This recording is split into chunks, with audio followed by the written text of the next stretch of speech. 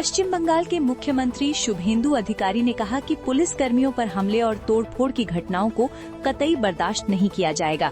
उन्होंने चेतावनी दी कि ऐसे मामलों में कड़ी कानूनी कार्रवाई की जाएगी और यदि ऐसी घटनाएं दोबारा हुई तो मुझसे बुरा कोई नहीं होगा।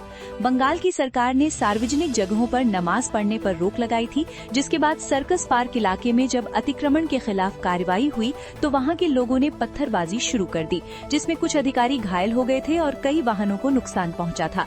सीएम शुभेंदु ने कहा कि जम्मू कश्मीर की तरह पश्चिम बंगाल में भी ऐसी संस्कृति जारी नहीं रहेगी।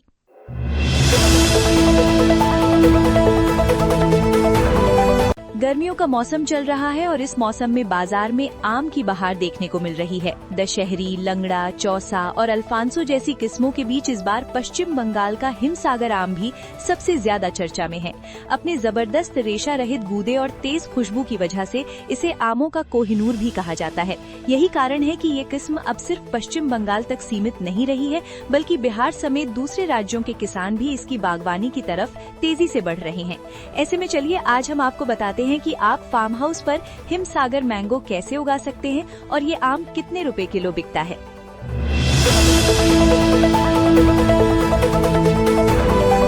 बिहार की राजनीति में बाहुबली नेता और पूर्व सांसद आनंद मोहन सिंह के वीडियो ने नया भूचाल ला दिया है। आनंद मोहन ने जनता दल यूनाइटेड के शीर्ष नेतृत्व पर सवाल खड़ा कर दिया है। उन्होंने दावा किया है कि बिहार में करोड़ों रुपए में टिकट बेचे गए और मंत्री पद के लिए भी करोड़ों रुपए लिए गए। शिवहर सीतामढ़ी का बताया जा रहा ये वीडियो अब तेजी से वायरल है, जिसने बिहार में सत्ता के भीतर पनप रहे आक्रोश को जाहिर कर दिया है। इस मामले में जेडीयू के किसी नेता की कोई टिप्पणी अभी नहीं आई है। वायरल वीडियो में आनंद मोहन काफी गुस्से के अंदाज में कहते दिख रहे हैं कि निशांत कुमार को इसलिए स्वास्थ्य मंत्रालय दिया गया क्योंकि पिता पुत्र दोनों को डॉक्टर की जरूरत है। यही नहीं, उन्होंने आरोप लगाया कि विधानसभा चुनाव में करोड़ों में टिकट बेचे गए और उसके बाद मंत्री पद के लिए भी करोड़ों रुपए लिए गए। आनंद मोहन यही नहीं रुके, उन्होंने जेडीयू के कुछ नेताओं को चंडाल चौकड़ी करार देते हुए पार्टी पर सवाल खड़ा कर दिया है।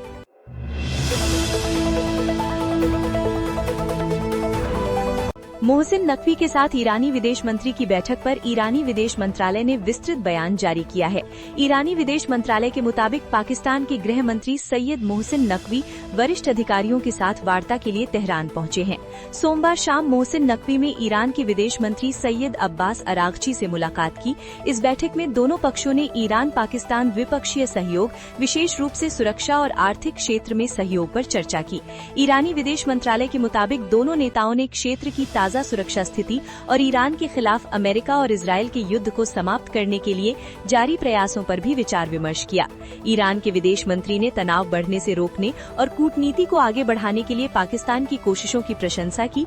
उन्होंने अमेरिका के विरोधाभासी और अत्यधिक दबाव वाले रवैये को कूटनीति के मार्ग में गंभीर बाधा बताया। इसके साथ ही ईरानी विदेश मंत्री अब्बास अरागची ने अमेरिका के पूर्व में किए गए वादा खिलाफी और कूटनीतिक विश्वासघात का उल्लेख करते हुए कहा कि ईरान ने युद्ध समाप्त करने के लिए जिम्मेदाराना दृष्टिकोण के तहत कूटनीतिक प्रक्रिया में भाग लिया है, लेकिन उसे अमेरिकी नेतृत्व पर गहरा अविश्वास है।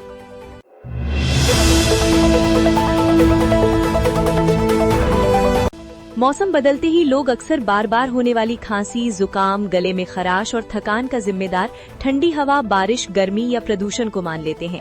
लेकिन डॉक्टरों का कहना है कि हर बार मौसम ही बीमारी की असली वजह नहीं होता। कई बार समस्या हमारी रोजमर्रा की उन आदतों में छिपी होती है जो धीरे धीरे शरीर को अंदर से कमजोर कर देती है। आज की भागदौड़ भरी जिंदगी में लोग देर रात तक जागना, खाना स्किप करना, लगातार स्क्रीन के सामने बैठना और तनाव में रहना सामान्य बात मान चुके हैं। शरीर कुछ समय तक इन आदतों को झेल लेता है, लेकिन धीरे धीरे इसका असर इम्यूनिटी पर दिखने लगता है। यही वजह है कि कई लोग बार बार बीमार पड़ने लगते हैं।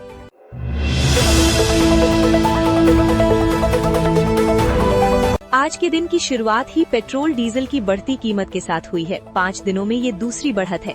एक तो वैसे ही पेट्रोल पंप पर मारामारी हो रही है और इसी बीच एक यूट्यूब वीडियो सोशल मीडिया पर आग की तरह फैलने लगा। इस वीडियो में दावा किया गया है कि भारत में मात्र 9.5 दिन का ही पेट्रोल डीजल बचा हुआ है।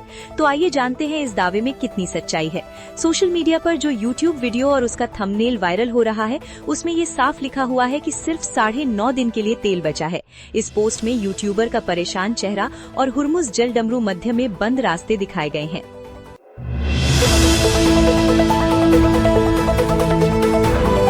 दिल्ली एनसीआर में परिवहन व्यवस्था अगले सप्ताह प्रभावित हो सकती है। दिल्ली के टैक्सी ड्राइवर यूनियन ने किराया बढ़ाने की मांग को लेकर 21 मई से 3 दिन की हड़ताल का ऐलान कर दिया है। All India motor transport Congress के नेतृत्व में दर्जनों परिवहन यूनियनों ने 21 से 23 मई तक सांकेतिक चक्का जाम करने का फैसला किया है। इस संबंध में एआईएमटीसी ने सोमवार को दिल्ली के उपराज्यपाल तरनजीत सिंह संधू और मुख्यमंत्री रेखा गुप्ता को चिट्ठी लिखकर अपनी मांगे रखी हैं। ट्रांसपोर्ट संगठनों का आरोप है कि बढ़े हुए पर्यावरण क्षतिपूर्ति शुल्क, BS4 वाहनों पर प्रस्तावित प्रतिबंध और परिवहन क्षेत्र पर बढ़ते आर्थिक दबाव ने कारोबारियों और चालकों की मुश्किलें बढ़ा दी हैं। बीते महीने 26 अप्रैल 2026 को हुई अहम बैठक में दिल्ली एनसीआर की 60 से अधिक परिवहन यूनियनों और संगठनों के प्रतिनिधि शामिल हुए। बैठक की अगुवाई एआईएमटीसी के राष्ट्रीय अध्यक्ष डॉक्टर हरीश सभरवाल ने की। इस दौरान ईसीसी शुल्क में बढ़ोतरी और नई परिवहन नीतियों को लेकर गहरा विरोध दर्ज कराया गया।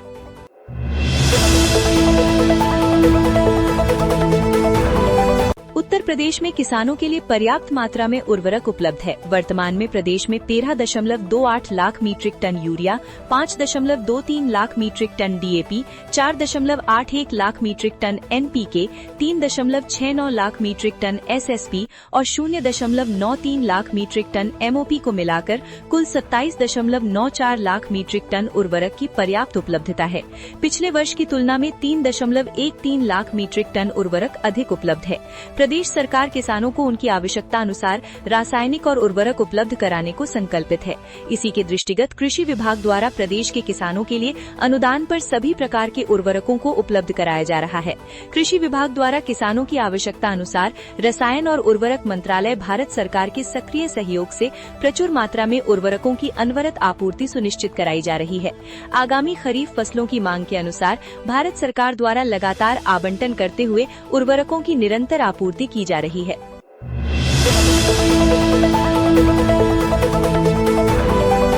यूपी के महोबा में नीट की छात्रा के अपहरण और दुष्कर्म का बेहद सनसनीखेज मामला सामने आया है।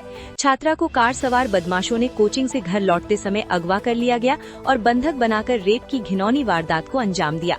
पीड़िता को नशीले इंजेक्शन और सिगरेट से भी दागा गया। पुलिस ने 16 दिन बाद पीड़िता को बरामद कर लिया है। खबर के मुताबिक मध्य प्रदेश की रहने वाली छात्रा महोबा शहर में रहकर नीट परीक्षा की तैयारी कर रही थी।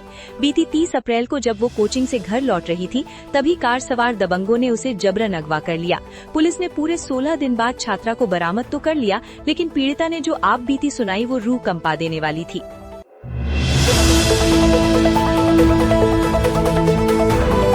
हर्ष गुजराल जल्द ही एक बड़े टीवी रियलिटी शो में नया अंदाज दिखाने वाले हैं। उनकी ये नई शुरुआत सामने आते ही सोशल मीडिया पर हलचल तेज हो गई, जिसके दौरान उन्होंने ऐसा मैसेज शेयर किया जिसकी वजह से लोगों के अंदर दिलचस्पी बढ़ गई। खतरों के खिलाड़ी में नजर आएंगे हर्ष गुजराल। स्टैंड अप कॉमेडियन हर्ष गुजराल इन दिनों लगातार चर्चा में बने हुए हैं। वो जल्द ही टीवी के सबसे चर्चित और स्टंट बेस्ड रियलिटी शो खतरों के खिलाड़ी में नजर आने वाले हैं। शो में उनकी एंट्री की खबर सामने आने के बाद से ही उनके फैंस काफी एक्साइटेड और खुश लग रहे हैं।